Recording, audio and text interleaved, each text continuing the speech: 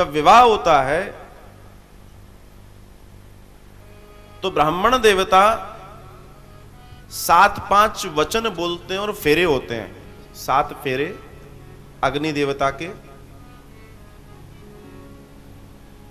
और वो ब्राह्मण देवता बड़े उत्साह के बाद उन वचनों को बताते हैं। लेकिन आजकल लोग उन वचनों को एज ए स्टोरी सुनते हैं और भूल जाते हैं और अपने कामों में लग जाते हैं। लेकिन अगर उन 7-5 वचनों का पालन अगर पति और पत्नी दोनों ने वास्तव में नियमित रूप से कर लिया तो श्रद्धा रूपी पार्वती और विश्वास रूपी शिव उनका जीवन हो जाएगा।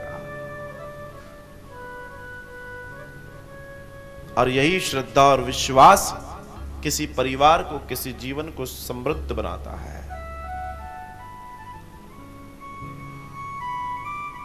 शिव ने बहुत समझाया, नहीं मानी। और आज भी कई जगह ऐसा होता है कि नहीं मानती। इनके पिता भी दक्ष हैं। दक्ष मतलब वही एक्सपर्ट, परफेक्ट, एवरीथिंग। आजकल के पिता भी एक्सपर्ट और परफेक्ट हैं। आजकल की माताएं भी एक्सपर्ट और परफेक्ट हैं। और इतनी परफेक्ट हैं कि 2 से 3 साल तो तब होते हैं जब अपनी बेटी को सेपरेट करवा के ही मानती हैं। मैं सबकी बात नहीं कर रहा, पर मैं जिसकी बात कर रहा हूं वो आपको मालूम है, वो आपको मालूम है।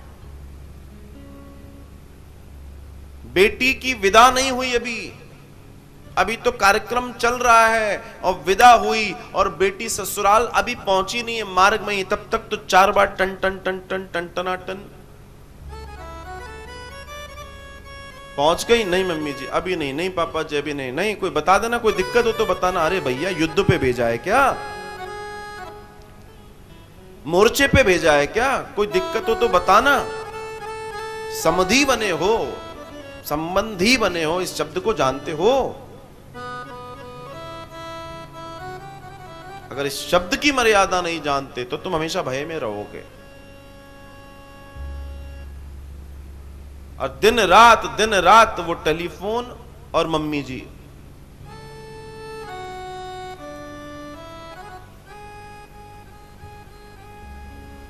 सगी सास को नहीं मालूम होगा आज किचन में क्या बनेगा महाराज, लेकिन 800 किलोमीटर दूर मम्मी जी को मालूम होगा आज मेरी बेटी के किचन में क्या बनने वाला है।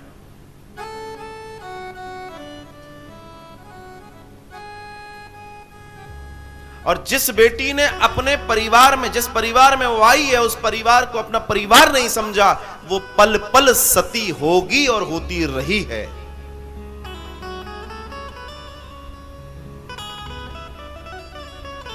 तुम चाहते हो कि तुम्हें वो पूरा प्यार मिले, तो वो चीज वो तुम्हें भी अपने दिल से देनी पड़ेगी।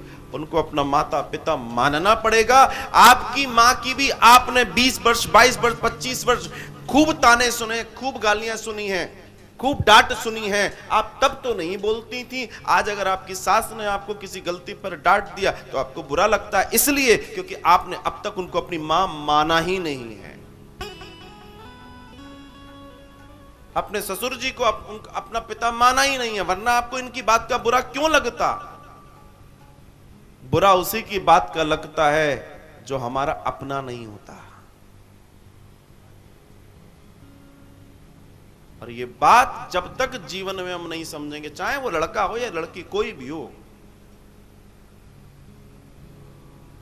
अगर नियति की बात, अगर सिद्धांत की बात, अगर नैतिकता की बात कोई भी कर रहा है तो उसकी बुराई नहीं है बात को सुनने में, चाहे कोई हो।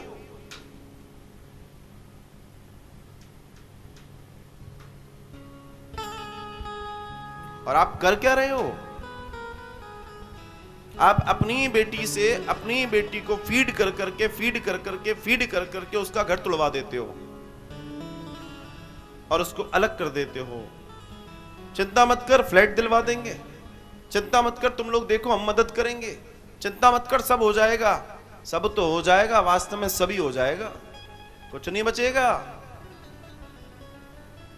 क्योंकि जब तोड़ना सिखाओगे तो टूटता ही जाएगा, फिर बनना नहीं है।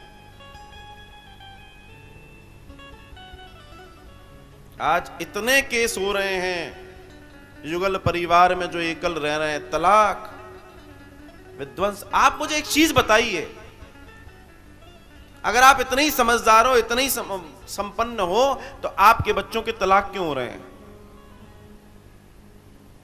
तुम तो बाप हो बेटी के, बेटे के, तुम तो भाई हो, तुम पूरा कुल लेके जाते हो। आज की तारीख में चाचा, मामा, जे वो मामा, सब जाते हैं, लड़का लड़की पसंद करवाते हैं, ब्याह करवा देते हो, और उस शादी को नहीं, कई जगह देखने में आ रहा है कि वो शादियां नहीं ठहर पा रही हैं।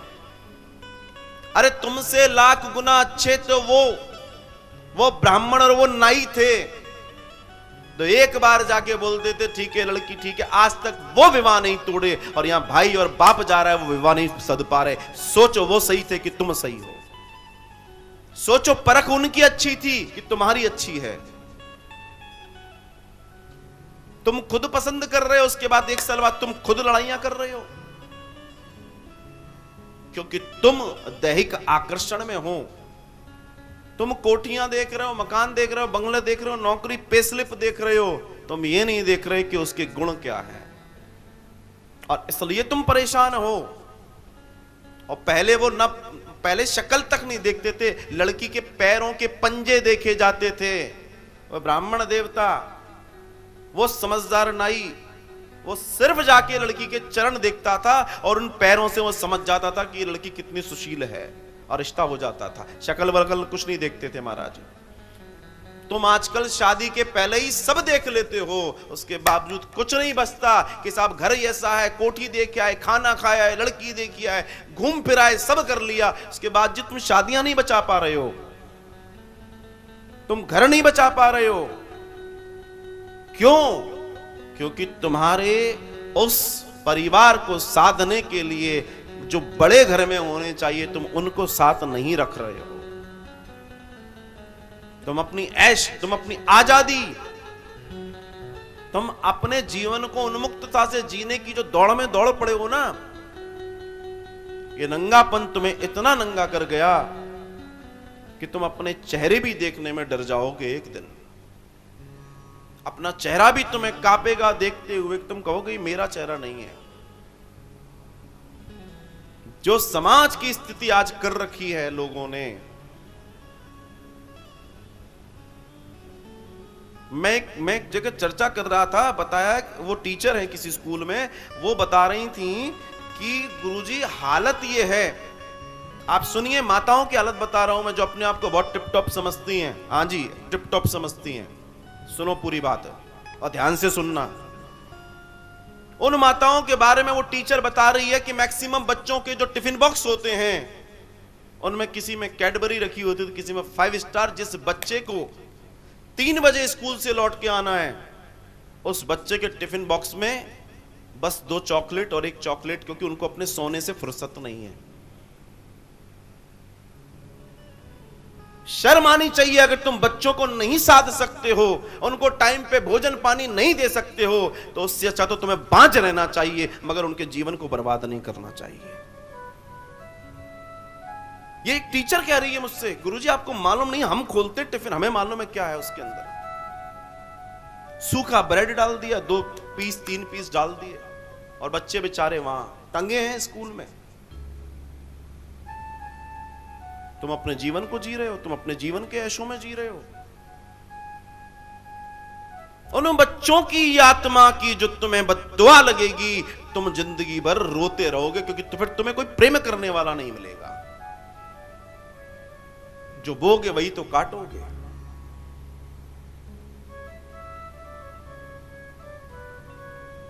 किस जीवन की कल्पना करने बैठे थे। और एक मां ऐसी होती है जिसके बच्चे को अगर वो खिला ना दे तो उसके पेट में पानी नहीं जाता,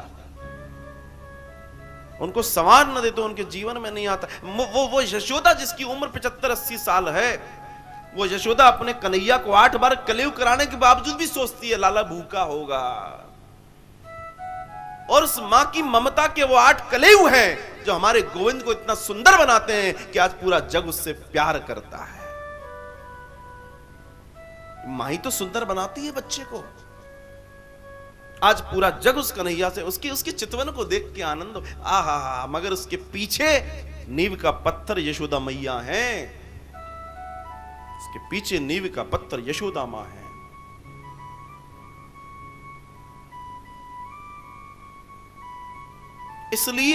इसलिए आज घर टूट रहे हैं, क्योंकि तुम्हें अपनी दौड़ चाहिए।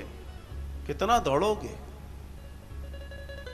शायद तुम भूल गए कि तुम एक दिन थकोगे, और एक दिन थकोगे तो तुम्हें कोई जगह ऐसी चाहिए होगी, कोई तुम्हारे लिए ट्रे लेकर खड़ा हो, पानी भी हो, भोजन भी हो, फल भी हो।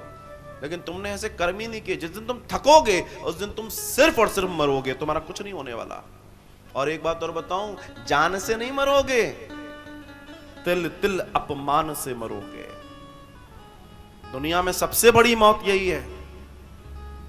एक व्यक्ति को एक चौराहे पर पूरे कपड़े उतार के खड़ा कर दिया गया।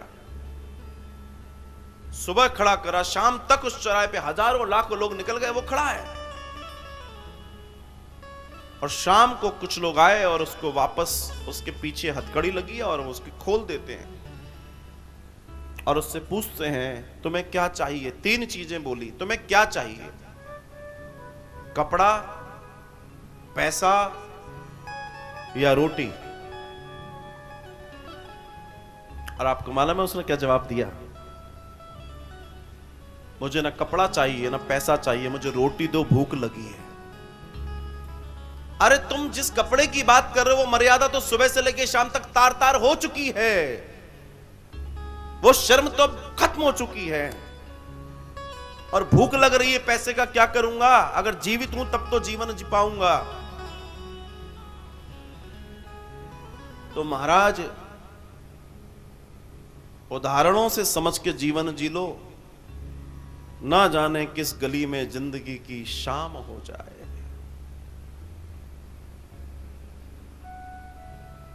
कोई वृद्ध माता रोते हैं, पिता रोते हैं, तो तुम क्या सोच रहे हो कि तुम्हारे वृद्ध माता, तुम्हारी कोई भाभी नहीं है क्या? तुम्हारा कोई भाई नहीं है क्या? तुम्हारे भी तो माता पिता वृद्ध हैं। एक दिन सबका टाइम आएगा।